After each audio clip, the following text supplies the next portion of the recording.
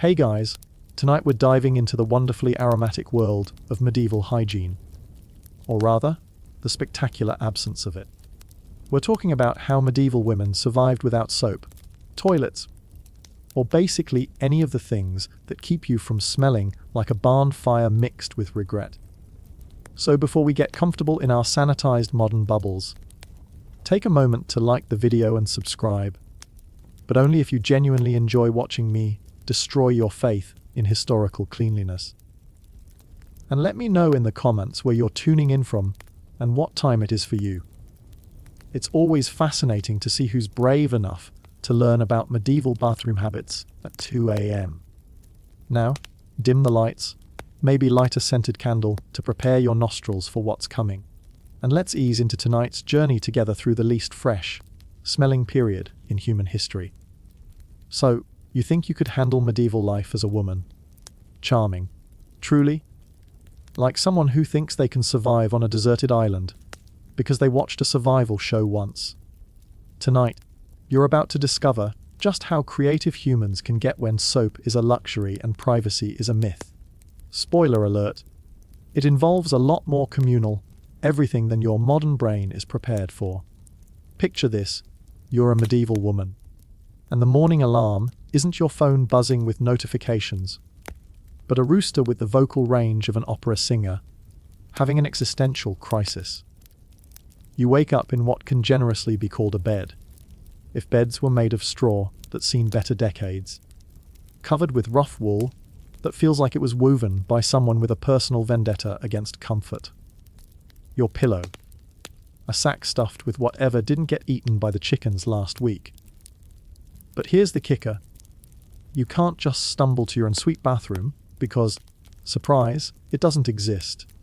Neither does soap as we know it, neither do toilets, toilet paper, or that blessed invention we call privacy. Welcome to medieval hygiene, where, fresh as a daisy, meant you hadn't stepped in anything too offensive in the last hour. Let's start with the obvious question that's probably burning in your modern, sanitized mind. Where exactly did medieval women go when nature called? The answer is both simpler and more horrifying than you might imagine.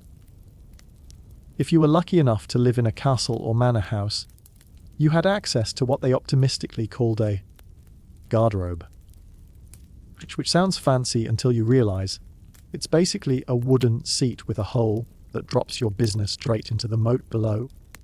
Or if you were really unlucky, into a pit that someone, probably not you, would have to clean out eventually. The garderobe wasn't exactly private either. Medieval people had a different relationship with bodily functions. They saw them as natural, communal experiences.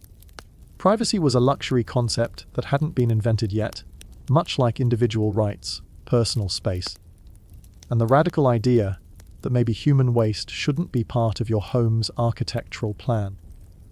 These garderobes were often built into the walls of castles, with stone seats that were cold enough to make you question your life choices.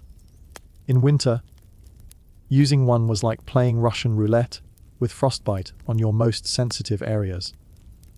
But here's where it gets interesting for women specifically.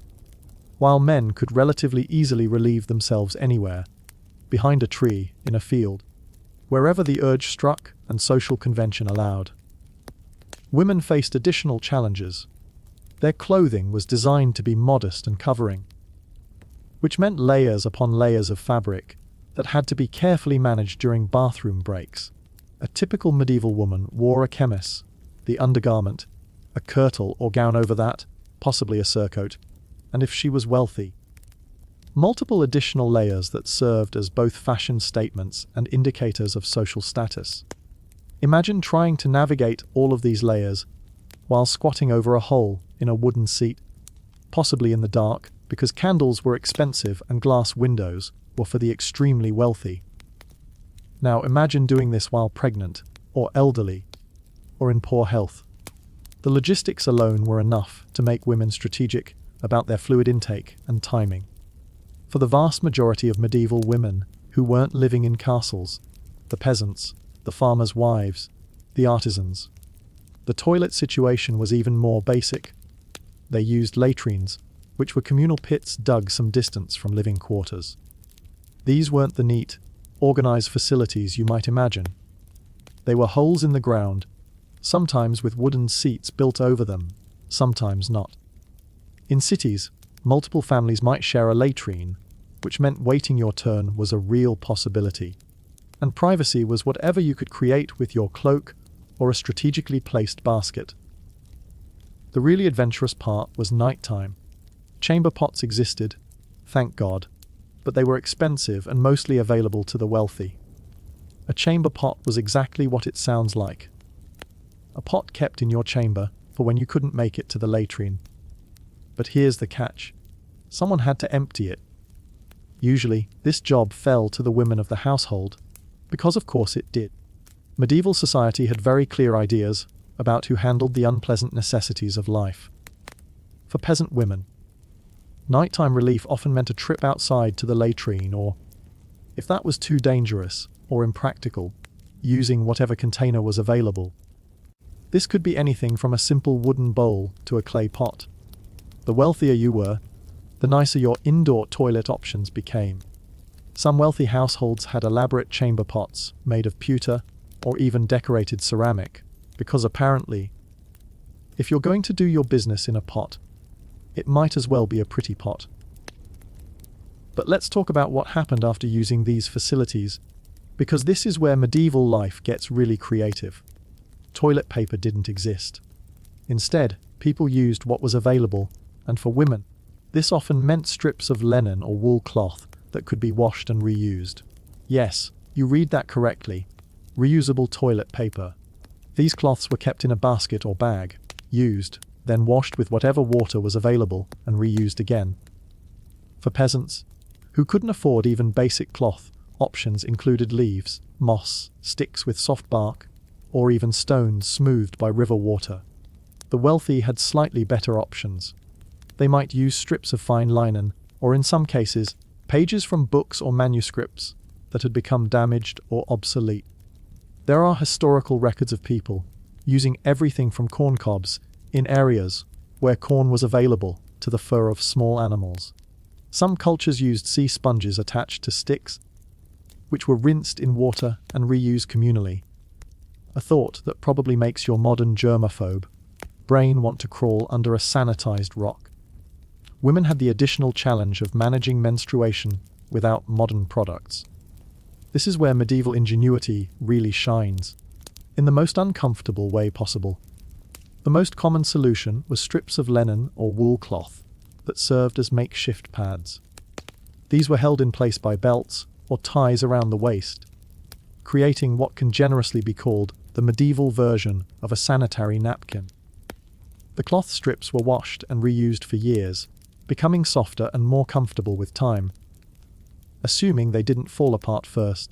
For women who couldn't afford enough cloth for this purpose, options became more creative and significantly less hygienic. Some used moss, which was absorbent but not particularly comfortable. Others used strips of old clothing that had become too worn for regular wear. The wealthy might have access to fine linen, specifically set aside for this purpose, while peasant women often had to make do with whatever fabric they could spare from their extremely limited clothing supply. The washing of these menstrual cloths was done privately, usually by the woman herself, because discussing menstruation wasn't taboo in the way we might think, but it was considered a woman's private business.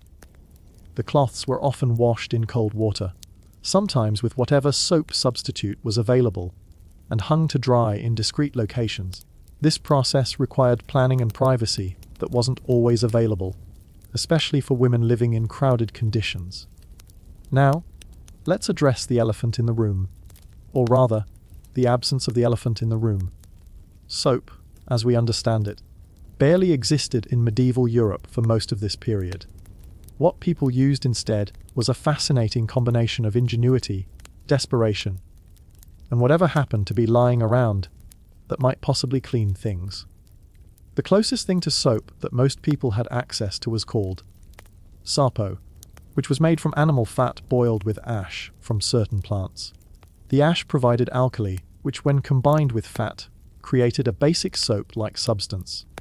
But this wasn't the gentle, moisturizing soap bars we're used to. Medieval soap was harsh, caustic, and more likely to irritate your skin than pamper it. It was also expensive and time-consuming to make, which meant most people used it sparingly, if at all. For daily cleaning, medieval women relied on water, when they could get it, and various plant-based alternatives. Soapwort, a plant that produces a natural lather when crushed and mixed with water, was popular among those who knew about it and could find it. Fuller's earth, a type of clay that absorbs oils, was used for cleaning both bodies and clothes. Some regions had access to particular plants or minerals that had cleaning properties, leading to highly localized hygiene practices that varied dramatically from place to place. But here's where medieval hygiene gets really interesting. Cleanliness meant different things to different social classes, and the standards were nothing like what we consider clean today.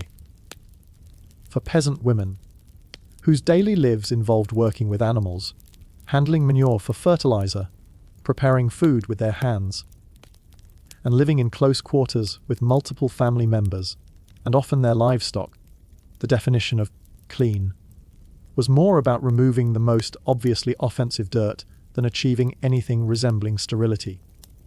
A typical day for a peasant woman might start with her hands already dirty from feeding chickens, milking cows, or tending to other morning chores. Throughout the day, she would handle food preparation, which involved plucking chickens, cleaning fish, kneading bread dough, and countless other tasks that would leave her hands in a constant state of what we would consider contamination. The idea of washing her hands multiple times throughout the day wasn't just impractical. It was impossible given the scarcity of water and the basic fact that clean hands would be dirty again within minutes. Water itself was a precious commodity for most medieval people. Wells were shared among communities. Rivers were often contaminated with waste and industrial runoff from activities like tanning and dyeing, and bringing water to individual households required significant labor. Most water had to be carried by hand in heavy containers, often over considerable distances. For a peasant woman, every drop of water had to be prioritized. Drinking and cooking came first, then perhaps washing cooking utensils, and personal hygiene came last. When medieval women did wash, it was usually a strategic affair. They might wash their faces and hands in the morning, if water was available, focusing on the parts of their body that were most visible to others. Full body washing was a much rarer occurrence, often reserved for special occasions like marriages, religious festivals, or seasonal celebrations. When they did undertake a full wash, it was usually done with cold water, as heating water required precious fuel and time that most people couldn't spare for daily hygiene. The process of medieval washing was also communal in ways that would horrify modern sensibilities. Families often shared the same water for washing, with the cleanest persons, usually the head of the household, going first, followed by others in order of social importance. By the time the water reached the women and children, it was already murky with the dirt and oils from previous users. This wasn't considered gross. It was just practical resource management in a world where resources were perpetually scarce. For women, the challenge was complicated by hair care, which was both a social expectation and a practical nightmare. Medieval women were expected to keep their hair covered in public, but underneath those veils and head coverings, hair care was a constant struggle. Without shampoo, women used various substitutes including egg whites, beer, vinegar, and herbal preparations. Hair washing was an infrequent event, sometimes occurring only a few times per year, which meant that hair was often oily, dirty, and infested with lice and other parasites.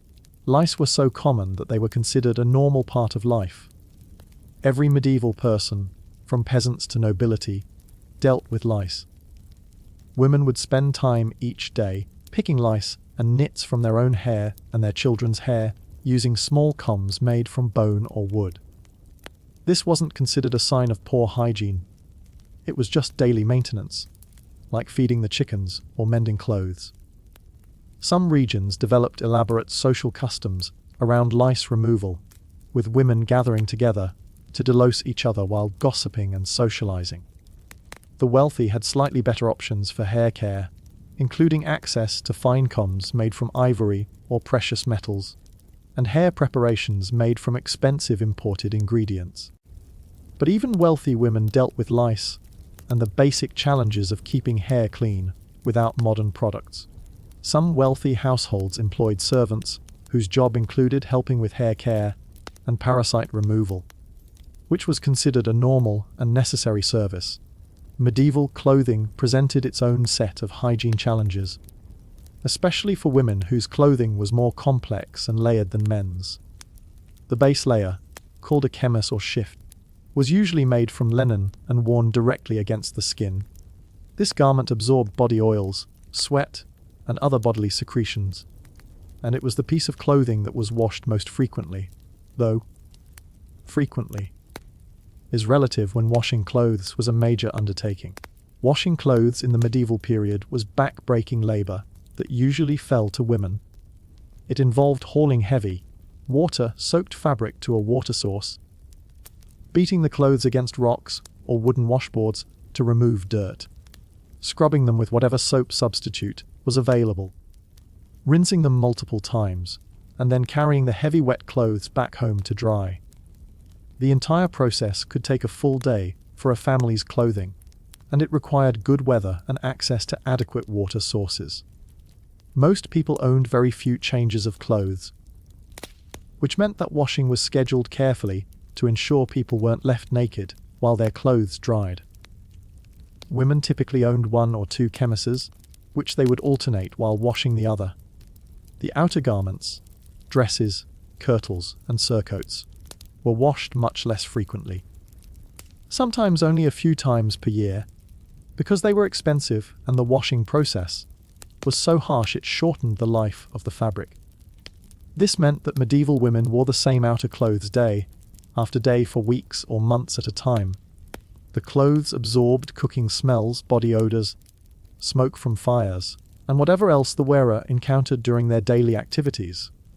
To modern noses, a typical medieval person would smell like a combination of unwashed human body, wood smoke, animal odors, and whatever their occupation involved. Whether that was working with leather, handling food, tending animals, or any of the other aromatic activities that made up medieval life. To combat some of these odors, medieval women used what fragrant materials they could access. Herbs like lavender, rosemary, and mint were tucked into clothing or bedding when available. Wealthy women might have access to imported spices or perfumed oils, but for most women, pleasant scents were a luxury that was rarely affordable. Instead, they focused on avoiding the worst odors rather than achieving pleasant ones. The concept of deodorant didn't exist, which meant that body odor was a constant companion. Medieval people were aware of body odor. They weren't oblivious to unpleasant smells, but their solutions were limited. Some people used vinegar as a basic deodorizer, applied to underarms or other areas prone to sweating. Others used powdered herbs, or even flour to absorb moisture and reduce odor. But mostly, people just accepted that human bodies smell, especially when they're working hard in physical jobs without regular access to washing facilities. For women specifically, the challenge was compounded by the physical demands of their daily lives. A typical peasant woman's day involved heavy physical labor, hauling water, working in fields, tending to animals, lifting heavy cooking pots, scrubbing floors, and countless other tasks that would leave anyone sweating and dirty. Unlike men, who might be able to work shirtless in hot weather or rinse off in a stream, women's clothing and social expectations meant they had fewer options for cooling down or cleaning up during the workday. Pregnancy and childbirth added additional hygiene challenges that medieval women had to navigate without modern medical knowledge or sanitary facilities. Pregnant women continued their regular work until labor began, which meant they were often dirty and exhausted when birth started. labor and delivery took place in whatever space was available, usually the woman's regular living area, with assistance from other women in the community who served as midwives. The birthing process itself was messy in ways that would horrify modern medical professionals. There were no sterile instruments, no antibiotics, no understanding of germ theory. Women gave birth on beds covered with old cloths or straw, attended by midwives whose hands were clean by medieval standards, meaning they had been rinsed in whatever water was available, but not sterile by any modern definition. The risk of infection was enormous, and many women died from complications that today would be easily treatable. After giving birth, medieval women faced the challenge of postpartum recovery without modern hygiene products or medical care.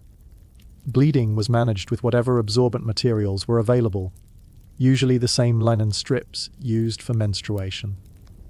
These were washed and reused. Often, while still dealing with the physical demands of caring for a newborn and maintaining a household, breastfeeding presented its own set of hygiene challenges.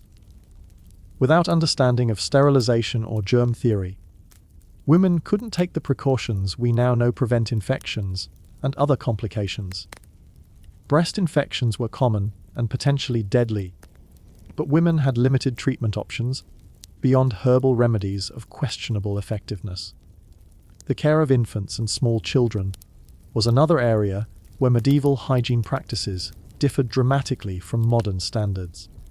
Babies were wrapped in swaddling cloths, made from whatever fabric families could spare, often reused strips of linen or wool that had served other purposes.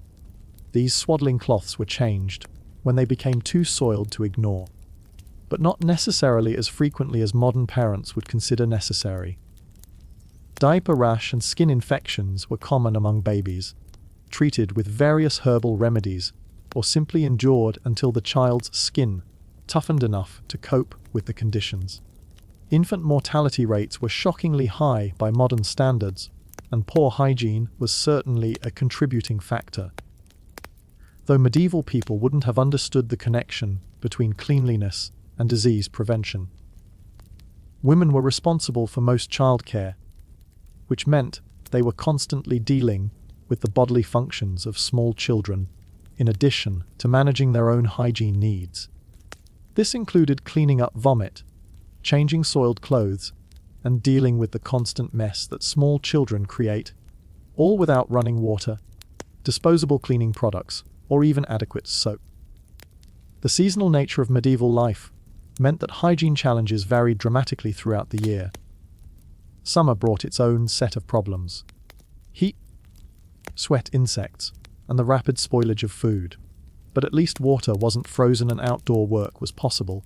Winter was a different kind of challenge entirely. Water sources froze, making washing nearly impossible. People wore the same clothes for months without changing, adding layer upon layer as the weather got colder. Heating water in winter required precious fuel that was needed for cooking and keeping living spaces warm enough to survive. Many people simply didn't wash at all during the coldest months, except for their hands and faces, and even that was done with cold water that was painful to use. Imagine trying to wash your face with ice, cold water in a drafty medieval house. Knowing that the small amount of firewood you have needs to last until spring. The smell inside medieval houses during winter must have been overwhelming by modern standards. Multiple family members, often including grandparents and small children, lived in 1 or 2 rooms with little ventilation. They wore the same unwashed clothes day and night, slept in beds with straw that might not be changed for months, and had limited access to cleaning of any kind. Add in the smells from cooking, animals that might share living space during extreme weather, and whatever served as toilet facilities, and you have an olfactory experience that would probably make a modern person physically ill. Women bore the brunt of managing these conditions. They were responsible for cooking in smoky, poorly ventilated kitchens, which meant their clothes and hair constantly absorbed smoke and cooking odors. They handled food preparation with hands that might not be washed for days, processed animal products, including blood and organs, and dealt with the constant mess of medieval life without effective cleaning supplies. Food safety was a constant concern that fell primarily to women, though they lacked the knowledge to understand why certain foods made people sick. Without refrigeration or understanding of bacterial contamination, women had to rely on sensory cues, smell, appearance, texture, to determine if food was safe to eat. This meant that medieval women regularly handled and consumed food that was partially spoiled or contaminated by modern standards. The preparation of food itself was a messy process that would horrify modern food safety inspectors. Meat was butchered at home, often by women, without understanding of cross-contamination. The same surfaces and tools were used for raw meat and other foods without adequate cleaning in between. Blood and other animal fluids were considered valuable ingredients rather than contamination risks, and were incorporated into various dishes and preserved foods. Women who worked in food-related trades, bakers, brewers, dairymaids, faced additional hygiene challenges. Bakers worked with dough that they kneaded with hands that had handled countless other substances throughout the day. Dairymaids milked cows by hand, processed milk and cheese in conditions that would never meet modern sanitation standards, and sold products that were contaminated by modern measures but perfectly acceptable by medieval ones. Brewing, which was often done by women, involved working with fermented beverages in an era when understanding of fermentation was limited to practical observation rather than scientific knowledge. The brewing process was messy and aromatic, involving grains, hops, and other ingredients that had to be handled, mixed, and processed in large quantities. Women brewers worked in conditions that left them covered in sticky, fermented residues and filled their clothes and hair with the distinctive smells of their trade. The social aspects of medieval hygiene were complex and often counterintuitive by modern standards. While we might assume that medieval people were embarrassed by their lack of cleanliness, the reality was quite different. Body odor, visible dirt, and what we would consider poor hygiene were normal parts of life that everyone shared. There was no shame in smelling like the work you did or the life you lived, because everyone faced the same challenges and limitations. However, this doesn't mean that medieval people were completely unconcerned with cleanliness. They had their own standards and expectations, even if they seem minimal by modern measures. Clean hands and face were considered basic courtesy when possible. Fresh breath was valued, leading to the use of herbs like mint or fennel seeds as medieval breath fresheners. Clean clothes, when achievable, were a sign of respectability and social status. Wealthy women had access to better hygiene options, but even their standards would seem shockingly low by modern measures. A wealthy medieval lady might bathe a few times per year in heated water scented with herbs, own multiple changes of undergarments, and have access to imported soaps and perfumes. But she still lived in a world without understanding of germs, still dealt with lice and fleas, and still wore the same outer garments for months at a time. The bathing practices of the wealthy were elaborate affairs that bore little resemblance to modern bathing. When wealthy medieval people did bathe, it was often a social event. Large wooden tubs were filled with heated water, sometimes scented with herbs or flower petals. Multiple people might share the same bathwater, and bathing was often accompanied by food, drink, and conversation. These baths were more about luxury and social ritual than hygiene as we understand it. Public bathhouses existed in some medieval cities, offering bathing facilities to those who could afford them. However, these establishments were often associated with prostitution and other activities that made them socially questionable, particularly for respectable women. Many medieval women would have avoided public bathhouses, not because of hygiene concerns, but because of moral and social implications. The medical understanding of hygiene in medieval times was based on theories that seem bizarre by modern standards.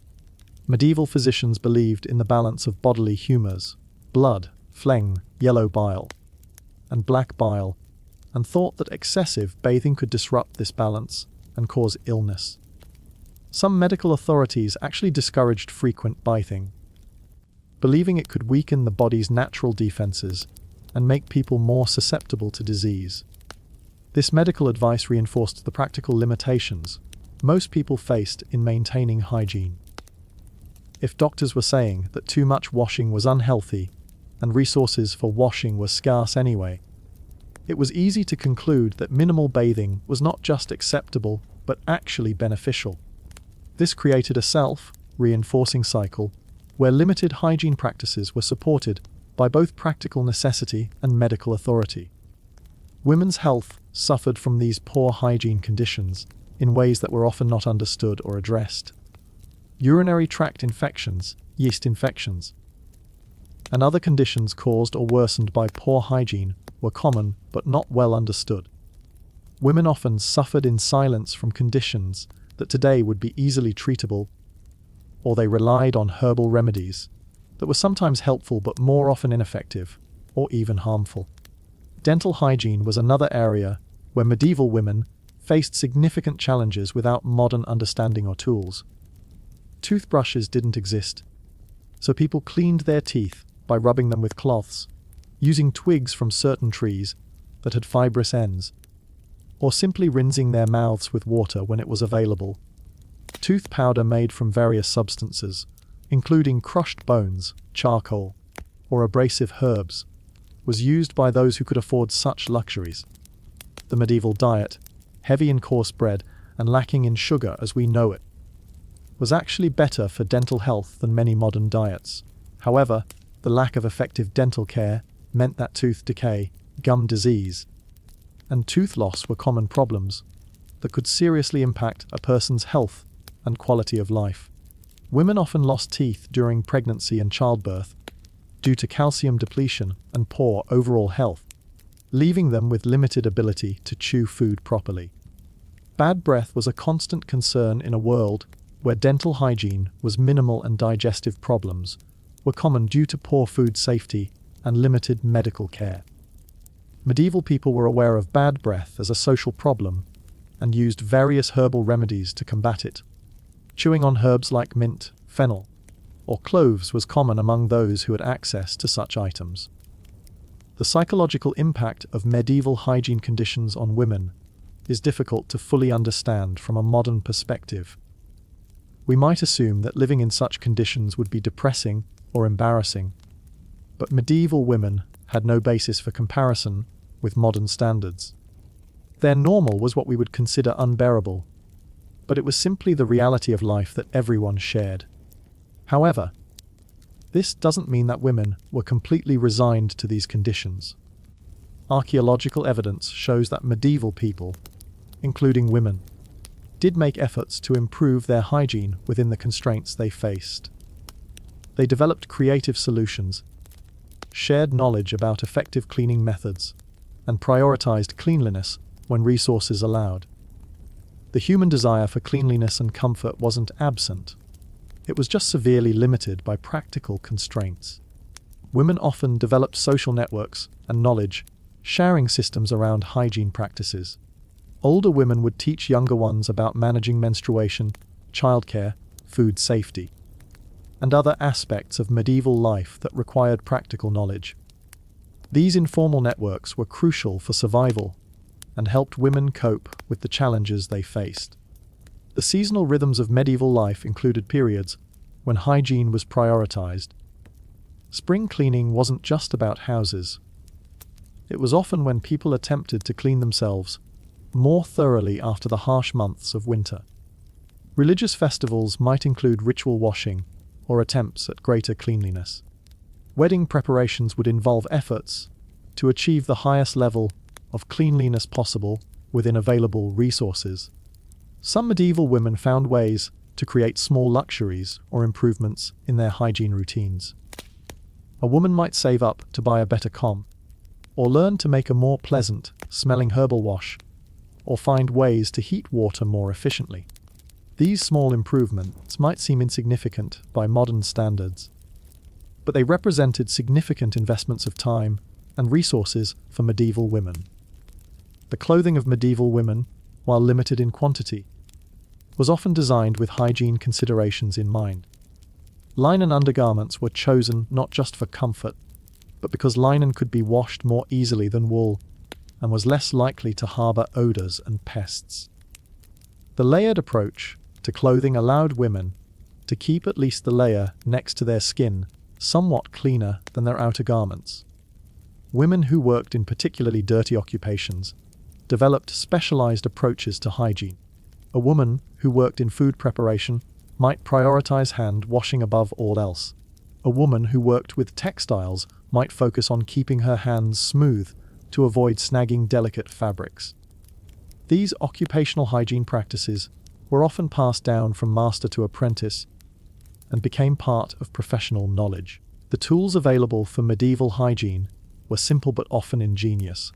Combs made from bone, wood, or metal were treasured possessions that served multiple purposes: detangling hair, removing lice, and even scraping dirt from under fingernails. Small knives were used for trimming nails and removing colices. Cloths of various textures served different cleaning purposes, from rough hemp for heavy scrubbing to soft linen for face washing. Medieval women also used various natural materials as hygiene aids. Certain plants had antibacterial properties that weren't understood scientifically, but were recognized through practical experience. Clay and other earths were used for cleaning and deodorizing.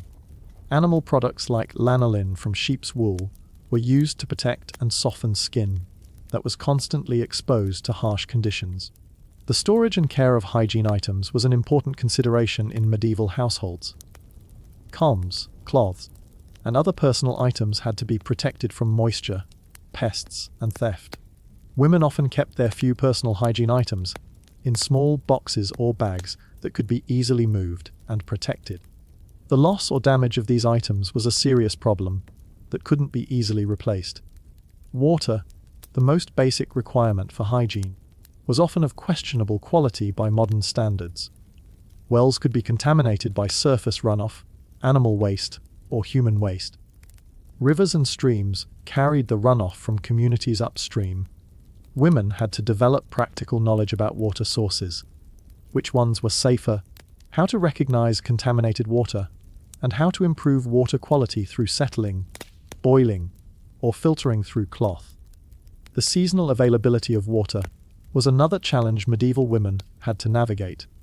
Wells might run dry in summer or freeze in winter. Rivers and streams might flood in spring or disappear during droughts.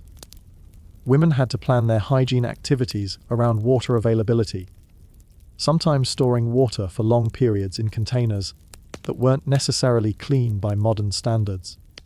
The heating of water for washing was a luxury that required fuel, time, and equipment that many families couldn't afford to use regularly. When heated water was available, it was usually reserved for the most important uses: medical care, food preparation, or special occasions. Most washing was done with cold water, which was not only uncomfortable, but less effective at removing oils and dirt.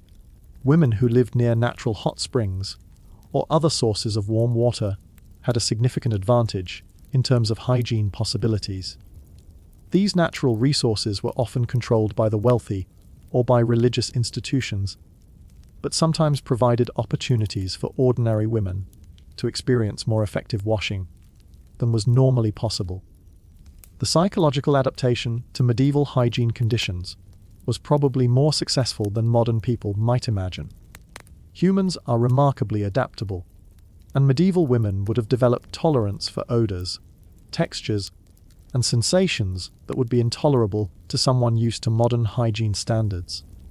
Their sensory expectations were calibrated to their reality, not to standards they had never experienced.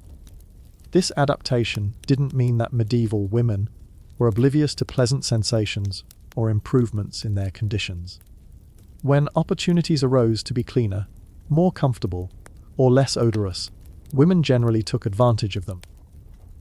The appreciation for small improvements in hygiene was probably much greater than modern people can understand, since these improvements represented significant departures from normal conditions. The social hierarchies of medieval society were often reflected in hygiene practices and expectations. Wealthy women were expected to maintain higher standards of cleanliness and appearance, not because they had dramatically different access to soap and water, but because they had more resources to dedicate to personal care and more social pressure to present a refined appearance. Servant women often had better access to hygiene resources than peasant women because they worked in wealthy households where water, soap, and clean clothes were more readily available. However, they also faced the challenge of maintaining their employers' hygiene standards in addition to their own, often with limited time and resources allocated for their personal needs. The religious aspects of medieval life influenced hygiene practices in complex ways. While cleanliness was sometimes associated with godliness, excessive attention to physical appearance was often viewed as vanity or pride. Women had to navigate between maintaining adequate cleanliness for social acceptance and avoiding the appearance of being overly concerned with worldly matters. Some religious communities, particularly monasteries and convents, developed more sophisticated approaches to hygiene than were available in secular communities. Monasteries often had better water systems, more organized waste management, and scheduled times for bathing and clothes washing. However, these communities also sometimes practiced deliberate neglect of hygiene as a form of religious mortification. The knowledge systems that supported medieval hygiene were largely oral and practical, rather than written and theoretical. Women learned hygiene practices from their mothers, grandmothers, and other women in their communities. This knowledge included not just basic techniques, but also timing, resource management, and creative problem-solving approaches that helped women cope with limited resources. Some of this traditional knowledge was quite sophisticated, even if it wasn't understood in modern scientific terms. Women knew which plants had cleaning properties, how to process animal fats into soap-like substances, and how to manage limited resources for maximum hygiene benefit. This practical knowledge represented centuries of accumulated experience and experimentation. The loss of this traditional knowledge began during the medieval period as written texts became more common and standardized practices replaced local variations. However, much of the practical knowledge that helped medieval women survive in challenging hygiene conditions was never written down and has been lost to history. The economic aspects of medieval hygiene were significant for women, who often had limited control over household resources. Every decision about hygiene involved trade-offs with other necessities like food, fuel, clothing, or shelter. Women had to develop sophisticated resource management skills to maintain even basic hygiene standards within tight budget constraints. The time investment required for medieval hygiene was enormous by modern standards. Water had to be carried from distant sources. Clothes washing could take an entire day and required good weather. Even basic daily hygiene tasks like face washing required preparation and setup time that modern people with running water can't imagine. Women's work schedules often left little time for personal hygiene beyond the absolute minimum. The demands of food preparation, childcare, household maintenance, and often income-generating work meant that personal cleanliness had to be fit into an already overpacked schedule. This time pressure meant that hygiene practices had to be efficient and practical above all else. The sharing of hygiene resources was common in medieval communities, particularly among women. Soap, when available, might be shared among several families. Tools like combs or special cloths might be borrowed for important occasions. This sharing extended the reach of limited resources, but also meant that hygiene practices were often communal rather than individual. The seasonal storage of hygiene resources was another challenge medieval women faced. Soap, cloth, herbal preparations, and other hygiene supplies had to be protected from moisture, pests, and spoilage during long storage periods. Women developed various techniques for preserving these valuable resources, including careful wrapping, storage in sealed containers, and regular inspection and maintenance. The innovation and creativity that medieval women brought to hygiene challenges was remarkable given their resource constraints. They developed techniques for making soap from unexpected ingredients, found ways to clean efficiently with minimal water, and created tools and techniques that maximized the benefit of limited resources. Archaeological evidence reveals that medieval women often paid more attention to personal hygiene than historical stereotypes suggest. Excavations of medieval sites have uncovered combs, cosmetic containers, and other personal care items that indicate women were making efforts to maintain their appearance and cleanliness within the constraints of their time. The international trade in hygiene-related goods during the medieval period shows that there was demand for better hygiene products among those who could afford them. Imported soaps, cosmetics, perfumes, and personal care tools were luxury items that wealthy women purchased when possible, indicating that the desire for better hygiene existed, even when practical options were limited. The gradual improvement in hygiene conditions during the later medieval period came from a combination of factors, including increased trade, urban development, technological innovations, and slowly improving economic conditions. Women were often at the forefront of adopting new hygiene practices and products when they became available. The legacy of medieval women's approaches to hygiene can still be seen in traditional practices around the world, particularly in communities where modern hygiene products and infrastructure are not readily available. Many of the techniques developed by medieval women, using plant-based cleaners, managing limited water resources, creating reusable hygiene products, continue to be relevant in various contexts today. The transition from medieval to early modern hygiene practices was gradual and uneven, with significant variations based on geography, social class, and economic conditions. Women often served as the agents of change in hygiene practices, adopting new methods and products when they became available and adapting them to their specific circumstances and needs. Understanding medieval women's hygiene experiences provides insight into human adaptability and resourcefulness under challenging conditions. These women developed complex systems for maintaining health and cleanliness with minimal resources, creating solutions that allowed them to survive and even thrive in conditions that would challenge modern people with all our technological advantages.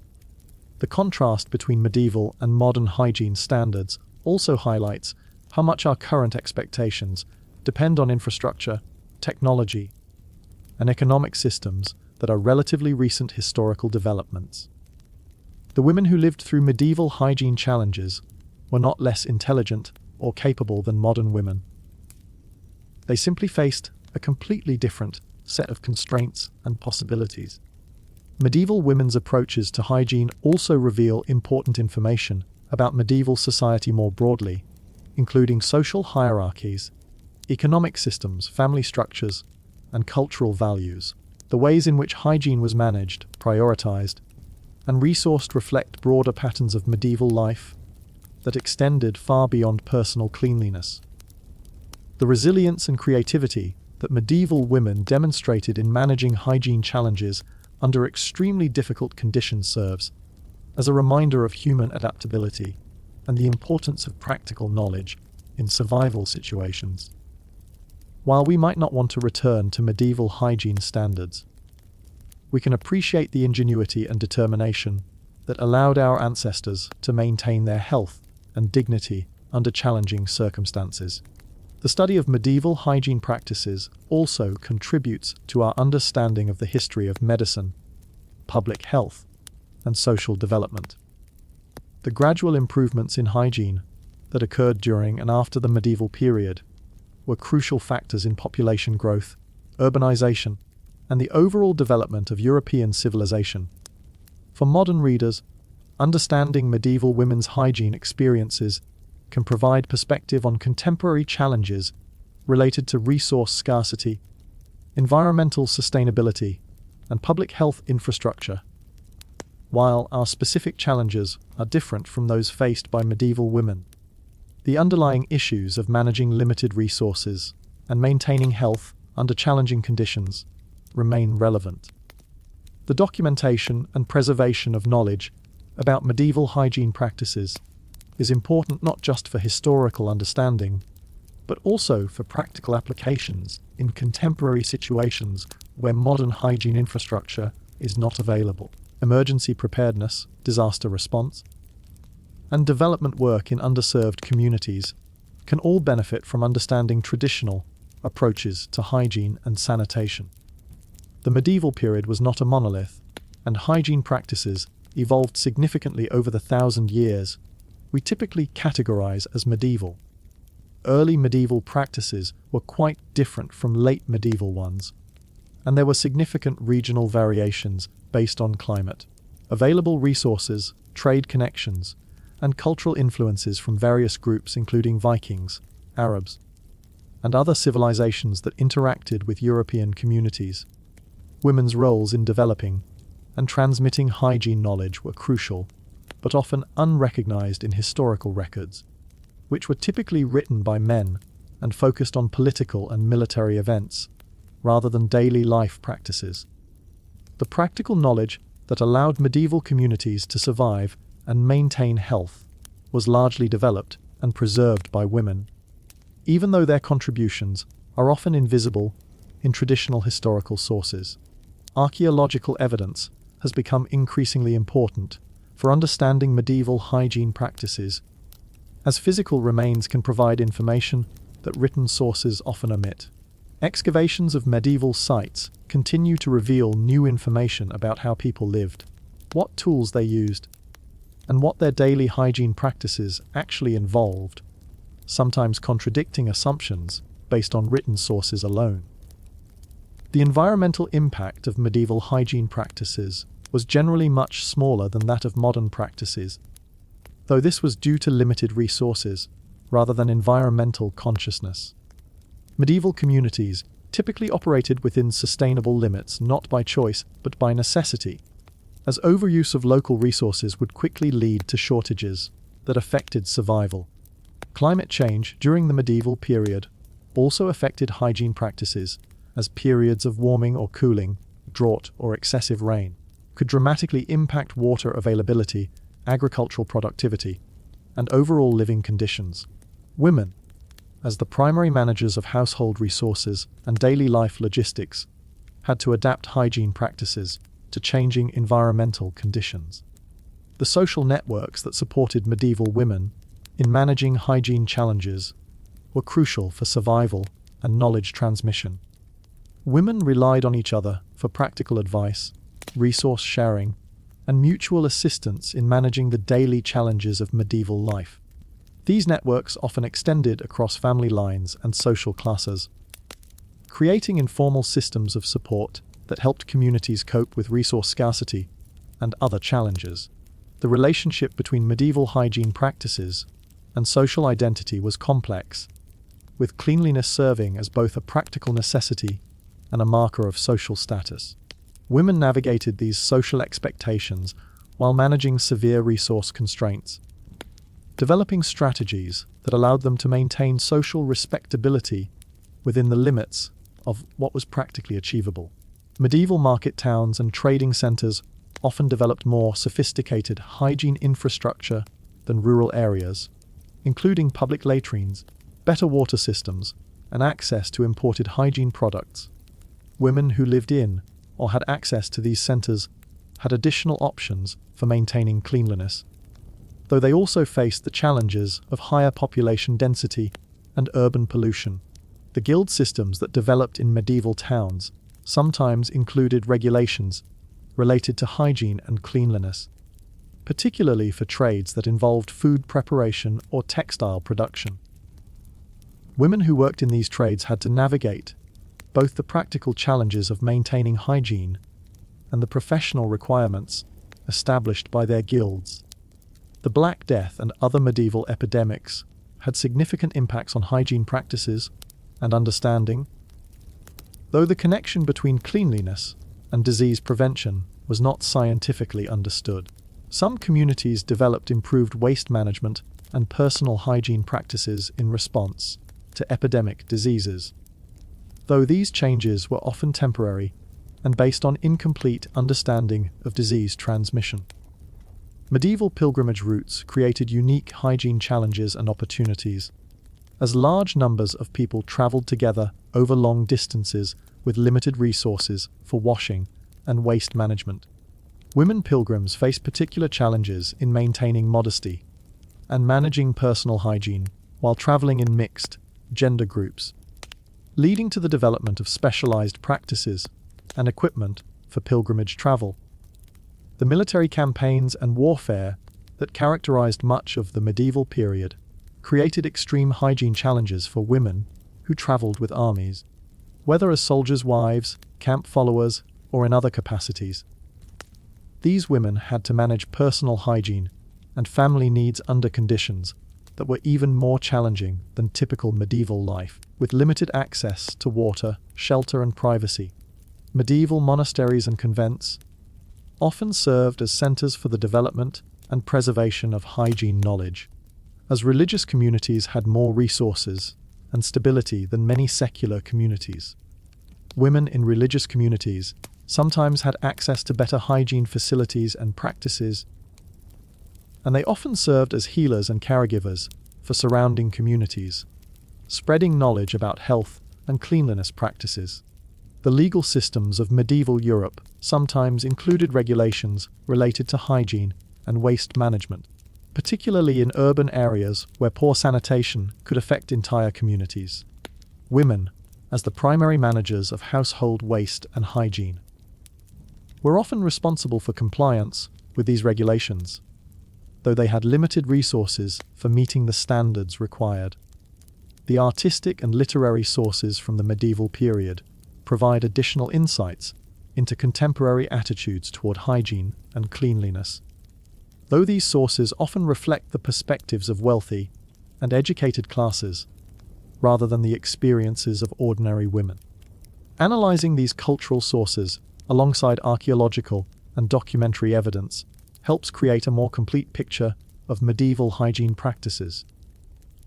The medical texts that survived from the medieval period reveal the theoretical framework within which hygiene practices were understood, though there was often a significant gap between medical theory and practical daily life. Women's practical knowledge about health and hygiene was often more effective than contemporary medical theory, though it was rarely recorded in the formal medical literature that has survived.